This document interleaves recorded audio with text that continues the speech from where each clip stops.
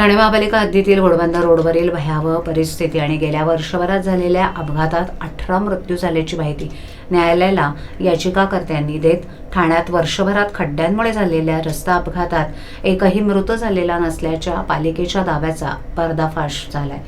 काही वृत्तपत्रात प्रसिद्ध झालेल्या वृत्ताची कात्रणच न्यायालयात सादर केली, याची खंडपीठानं गंभीर दखल घेतली। ठाण्याला उत्तर मुंबई, वसई, विरार, भिवंडी आणि गुजरातशी जोडणारा घोडबंदर रोड हा व्यापार आणि व्यवसायाच्या दृष्टीने अतिशय महत्त्वाचा दुवा आहे।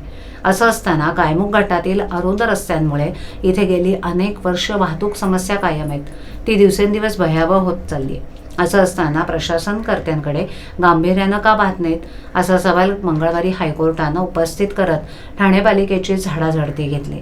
परिस्थिती सुधारण्यासाठी पुढील मान्सूनची वाट पाहू नका अशी तंबी देत न्यायमूर्ती रेवती मोहिते डेरे आणि न्यायमूर्ती संदेश पाटील यांच्या खंडपीठानं ठाणे महापालिका आणि राज्य सरकारला 15 डिसेंबरच्या सुनावणीत उत्तर देण्याचे निर्देश दिलेत।